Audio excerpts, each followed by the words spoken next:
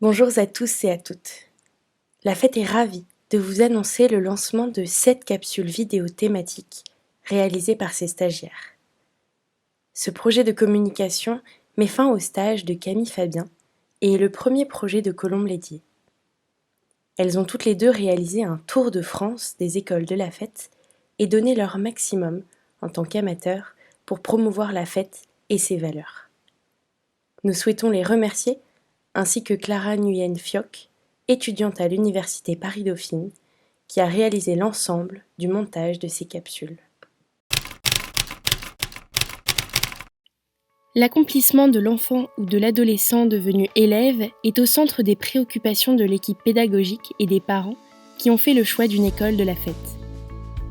L'élève a toutes les capacités en lui pour être acteur de ses apprentissages sous le regard à la fois bienveillant et exigeant des adultes. Cette conviction est la pierre angulaire du pacte de confiance entre l'équipe éducative, l'élève et ses parents. Il y a cette proximité entre les profs et les élèves. Tu proposes une question, etc.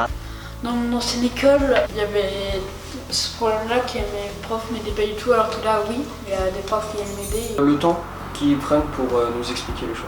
Ils prennent du temps, même si on comprend pas, ils continuent de nous expliquer sans s'énerver.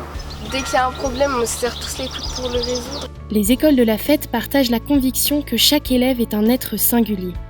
Ainsi, si l'enfant doit s'adapter à l'école, c'est aussi à l'école de s'adapter à l'élève dans le respect de sa singularité. Cette école, en fait, elle va vraiment essayer de t'adapter à toi. Elle va essayer de faire tout son possible pour que ces problèmes, ça t'entrave pas. Personne n'est pareil. L'élève est ainsi guidé dans la découverte de lui-même et des autres pour découvrir ses propres ressources, l'invitant à prendre, voire reprendre confiance en lui, pour oser s'aventurer sur son chemin personnel d'accomplissement. Ensuite, ils sont pleinement libres et en capacité de poursuivre leur scolarité au sein des écoles de la fête ou ailleurs. Ici, je trouve que je me sens mieux. Je pense qu'on m'a apporté une clé pour ouvrir les portes qui étaient fermées auparavant. Avant, je n'ai presque pas à l'école et que là, vraiment, je viens tous les jours et je suis contente d'y aller. Parce que c'est surtout de retrouver une confiance et se dire je peux le faire. En fait. Parce qu'aller à l'école devrait être une fête, les écoles de la Fédération travaillent chaque jour afin que le plaisir d'être et d'apprendre et la coopération priment sur la performance et la compétition. Les écoles de la fête mettent en place des apprentissages plus ludiques, mettant l'épanouissement et le développement de la créativité de l'enfant au centre de ces pédagogies innovantes. Ici, on essaie de nous faire travailler en utilisant notre cerveau. On peut parler, bouger, interagir. C'est très différent. Et là, tu as vraiment une liberté d'expression, et ça c'est bien. On faisait du théâtre, on faisait beaucoup d'art, expression corporelle, enfin on faisait plein de choses différentes. Et du coup ça donne notre approche tout en apprenant quand même, on découvre des aspects de l'éducation qu'on voit pas dans le public, enfin je pense en tout cas.